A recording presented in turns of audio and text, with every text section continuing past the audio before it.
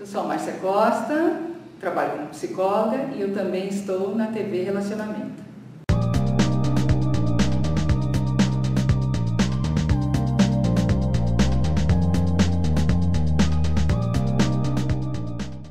Olá, internautas! Iniciamos mais um programa Gestão Executiva. E hoje nós temos aí a honra de ter uma grande profissional para a gente bater um papo muito gostoso sobre educação e outras áreas afins. Regina Bragantoni, muito obrigado, viu? Prazer imenso ter você aqui. Muito prazer, muito obrigado pelo convite. Estou aqui com muito carinho, aqui fazendo parte aí dessa família, né? Perfeito. Da gestão executiva. Regina, conta um pouquinho para os nossos internautas onde você nasceu, tá? Um pouquinho da sua trajetória profissional. E a curiosidade do pessoal é como que você descobriu que você é mais da área de humanas, né? Enquanto tem as outras aptidões para outras áreas aí, exatas, biológicas e tecnologias.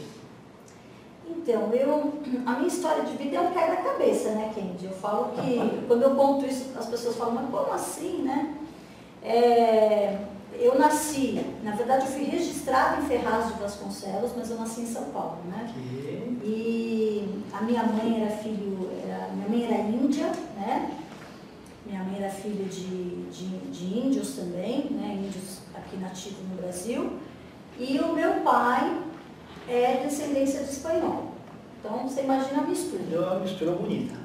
E aí assim, a minha mãe, ela veio para São Paulo muito jovem, com 13 anos, né?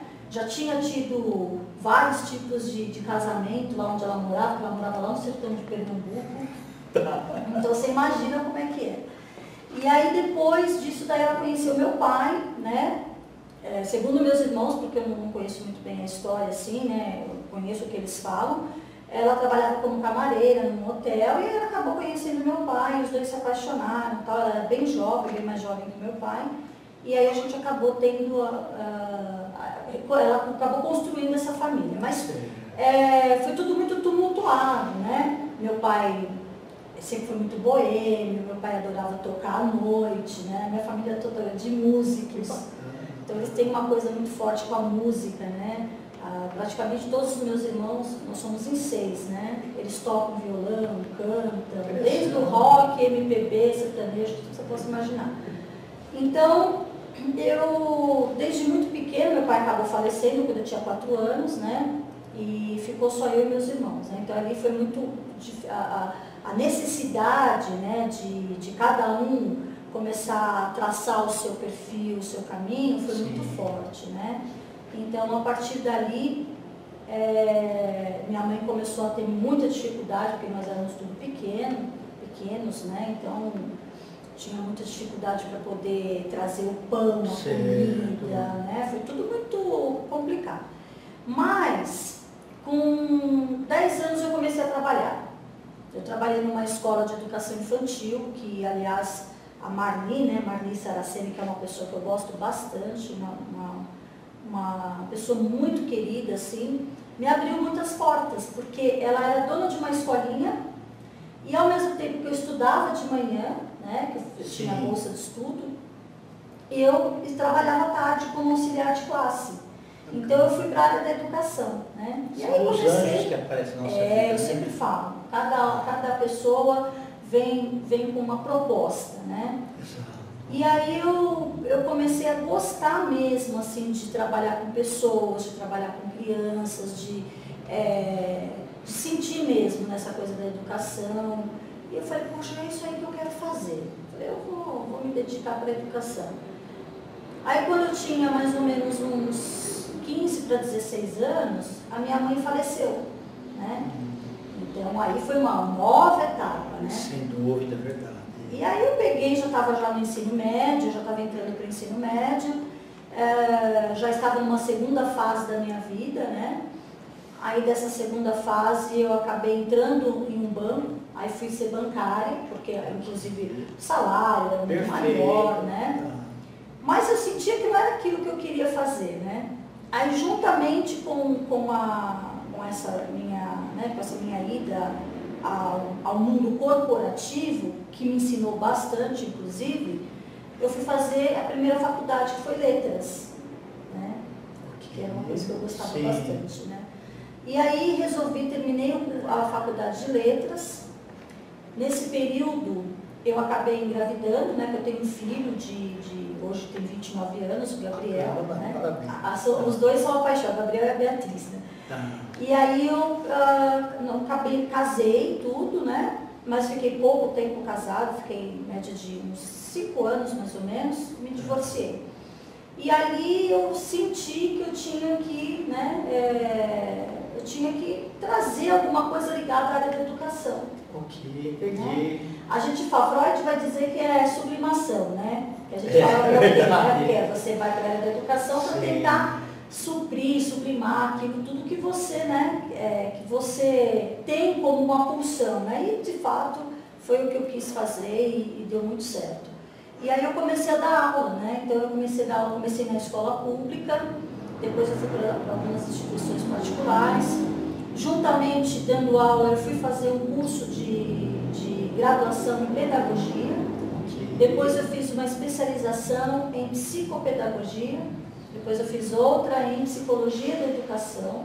Eterno aprendiz. A gente tem que estudar, né? Sim.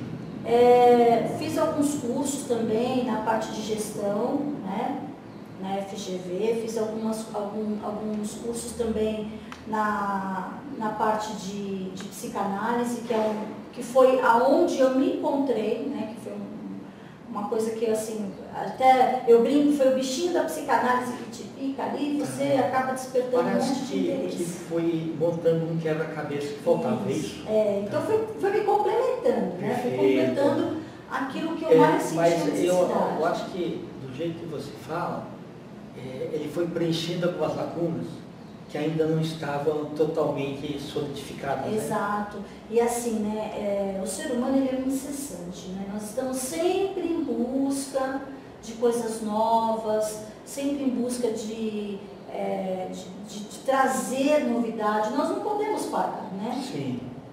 Apesar da sociedade estar muito atropelando tudo, até a gente brinca que é os amores líquidos, a sociedade líquida, né, do Zygmunt Bauman, né? Verdade. A gente sabe que, na verdade, você precisa também encontrar o teu espaço, aquilo que você gosta de fazer. E, de fato, a psicanálise foi uma vertente assim, que trouxe para mim um conhecimento muito vasto, até do meu autoconhecimento.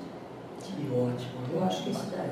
Então, atualmente eu sou coordenadora do curso EAD e do presencial da SBPI, né, que é a Sociedade Brasileira de Psicanálise Integrativa. Sou professora da pós-graduação, né, mas gosto muito de Freud, né, da aula de Lacan, e no fim eu acabo dando aula de psicanálise infantil, ou seja, é uma área de gato. Não, mas que bacana, porque cada vez que você também está ensinando, você reforça mais aqueles conhecimentos, né? Isso é bacana. Muito interessante. Você deu aula, né? Então você sabe o quanto que é importante. É muito gratificante, porque na troca de ideias com os alunos, a gente aprende bastante também. Muito, muito. E hoje eu acho que a nossa sociedade, assim, principalmente a parte de adolescente, que eu também faço palestra, né? É uma sociedade que está precisando muito da ajuda de professores, pais, estão precisando muito da ajuda de terapeutas, porque a gente está vivendo uma transição, né? Outro dia mesmo eu estava comentando isso daí numa aula virtual, que é muito diferente a década de 70, 60, 70, 80, 90 para agora de 2000. A gente percebe que esse público que vem é um público que tudo é muito intenso.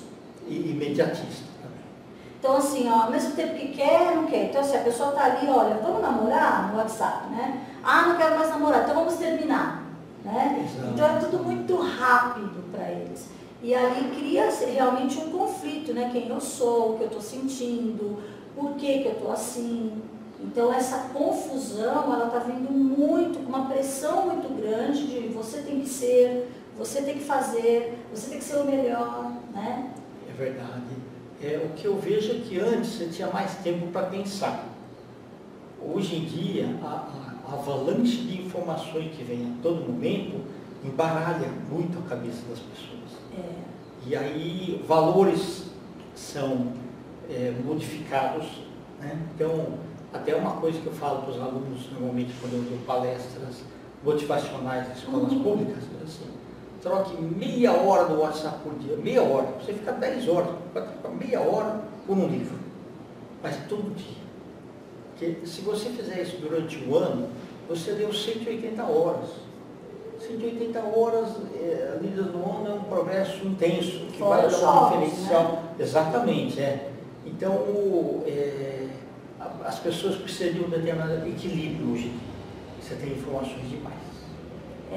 E essas informações, elas acabam confundindo, né? Então, a gente tem, ao mesmo tempo que tem muita informação, há uma dificuldade das nossas crianças, eu digo a crianças desde quando está entrando no ensino fundamental 1 até a universidade, as nossas crianças têm essa dificuldade de receber essa informação, né? E tem que ser tudo. Você tem que ser boa bailarina, você tem que ser boa jogadora, você tem que ser boa em matemática, você tem que ser bom em tudo. Então, esse compilado, essa pressão que está acontecendo, está fazendo com que os nossos jovens, né, e não só os jovens, mas também os adultos, procurem mais a parte da saúde mental. Exato. Porque, de certa forma, quebra-se um tabu, né? Sim, verdade. Porque antigamente, eu não vou para o psicólogo, eu não vou fazer terapia. Por que eu vou fazer terapia? Não, terapia é uma coisa de doido. Né? Exatamente, era esse o pensamento. A pandemia já mostrou o contrário, né? Mostrou o contrário. Eu acho que tudo no momento certo, na hora certa. Então, a pandemia ela veio de uma certa forma para mostrar para as pessoas que nós somos muito vulneráveis. Exato. Mas um bichinho tão pequenininho pode acabar com você. Né? É verdade. Mas essa parte aí da saúde mental, ela realmente tem que ter uma atenção redobrada. Porque a gente vê até nos noticiários, tem gente surtando por pouca coisa. Sim. O pavio curto está acontecendo a todo momento. E nas escolas também isso está sendo muito comum, né? Então, assim, eu sempre digo que também essa transformação social que está ocorrendo é uma transformação geracional. Então, a gente pega a geração da década de 80, os pais, eles tinham, digamos assim, uma dificuldade maior de trazer o pão para dentro de casa. Eu vejo pela minha família, sim, né? Perfeito, mas assim, sempre foi assim, né? Isso. Em 74, então tudo ali foi muito difícil, né? Então, você ter, por exemplo, uma televisão era muito complicado, exato. Você ter um carro, né? Era tudo muito mais o acesso a isso. Até a parte de alimentos. Isso, né? Exatamente. Aí quando começa a haver essa mudança, abre-se as portas, né, a parte econômica aí de uma sociedade toda, né, onde começa a entrar uma economia externa, entra produtos externos, as crianças começam a consumir, entra a internet, uma série de coisas, começa a haver o quê? Uma amplificação do mercado. Então, os pais vão para o mercado de trabalho e tentam o quê? Olha, eu vou suprir o que eu não tive. Exato. E dá conforto demais para os filhos. Exato. E aí, nesse processo psíquico, cria-se o quê? O que eu sofri, eu não quero que os meus filhos sofram. Né? Só que nisso, os pais, obviamente, não fazem isso pensando em errar. Né? Nenhum exato. Pai, como Freud sim. Diz, né? Nenhum pai pensa em errar. Mas há de certa forma, um despertar aí, né, de uma sociedade um pouco mais imediatista e acomodada, né, porque não aceita a frustração, tem intolerância à frustração, né, um pouco até chega a ser um pouco narcisista mesmo, né? É verdade. Quer dizer, tudo tem que ser do meu jeito. E lidar com o mundo não é assim. E aí vai para fora, vai para o mercado de trabalho, vai para a escola, aí sofre bullying, aí não consegue lidar com essas dificuldades, né? Então, às vezes eu vejo alguns pacientes que comentam assim, mas eu sofri bullying quando era criança e isso não me trouxe nenhum tipo de trauma.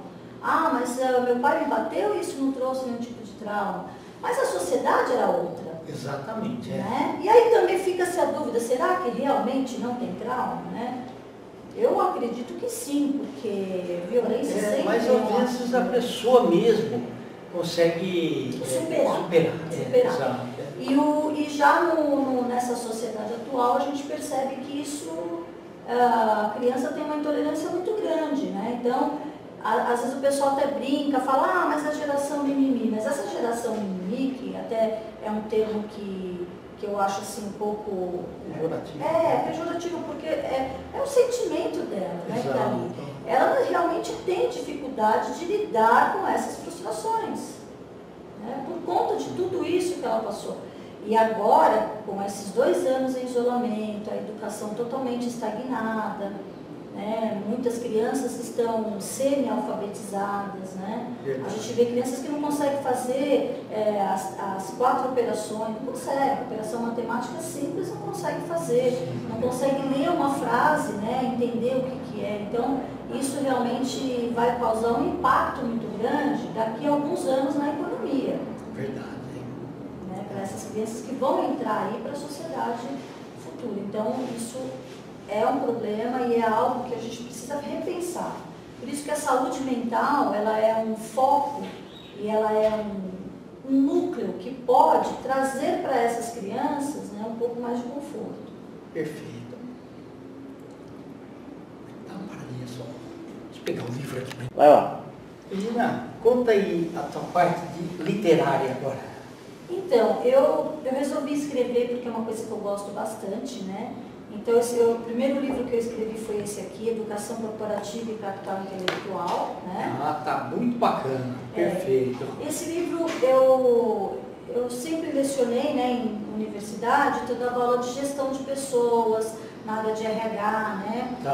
Empreendedorismo, gestão de carreiras. Então, aí eu acabei escrevendo, que foi uma vontade que eu tinha dentro falando dos núcleos, né, que as universidades corporativas, elas têm a importância, né, de desenvolvimento intelectual. Vamos atualizar e fazer uma segunda edição. Com certeza, faço questão. Aí o segundo foi um convite que eu recebi, né, da Literary Books, que é esse aqui, Mindset, que é um novo normal empreendedor. Esse Mindset foi muito interessante, Kendi, porque foi logo após a pandemia, né? Na verdade, a gente estava dentro ainda da pandemia. Isso aqui tem o teu capítulo, né? Isso, é o meu capítulo. E aí, falou, você não quer escrever alguma coisa sobre a questão da pandemia? E eu falei, olha, eu vou escrever relacionamento afetivo, né? Na visão da psicanálise. A convivência do casal nessa época de pandemia. Então, nós tivemos aí vários divórcios, né? É verdade. E também tivemos pessoas que se uniram mais. Então, há um contraponto aí, até uma relação meio paradoxal. Mas há um processo psíquico que foi construção aí nesse livro. Então, eu achei bem interessante essa obra aí que acabei sendo convidada. E o último, né, que é daqui da Editora Laços, que eu não conheço a Editora Laços, também foi um convite fantástico para falar sobre aquilo que eu amo muito, que é a educação.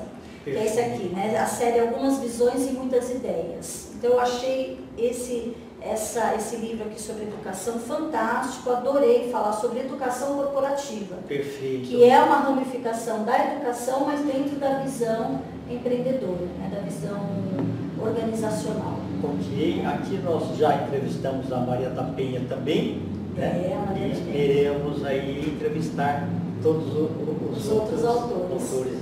Esse livro foi um presente, né? O Júlio fez o convite, gostei demais, fui muito bem acolhida, ele extremamente organizado, fez toda a parte de vamos fazer isso, fazer aquilo, vamos pôr imagem, quero fotos de vocês. Então eu achei que a organização desse livro foi fantástica. Perfeito. Quero só agradecer. Tá, nós estamos aí nos instantes finais, eu quero que você volte outras vezes, porque você tem muito conteúdo. Queria que você deixasse uma mensagem aí para os nossos internautas, pode ser na área de educação, na área de saúde aí, mental, que você queira, e os seus contatos também. Olha, eu gostaria de agradecer, né, primeiramente, ao convite, né, e dizer que É muito importante hoje buscar, além do conhecimento, o processo terapêutico dentro da saúde mental. Então, não deixar desenvolver ansiedade, não deixar para na hora que dá a crise, né, de fobia, dessas coisas, buscar ajuda antes, né? Porque a ajuda é sempre bem-vinda e ela é necessária para que nós possamos ter aí uma vida uma qualidade de vida um pouco melhor. Tá? Então essa é a minha mensagem que eu deixo aí para o pessoal. E seus contatos? O meu contato o meu Facebook, né, é Regina Braghitone, e o meu Instagram é Regina Braghitone também. Muito fácil, né, achar. E o meu telefone, né, para quem quiser manter contato, é 011 96 303 2838. Perfeito. Tina, muito obrigado. Eu fiquei muito feliz aí em tê-la recebida aqui. Muito obrigada. Internautas, com os agradecimentos então a essa fantástica Regina Braghitone, nós finalizamos mais uma Gestão Executiva. Grande abraço e até a próxima.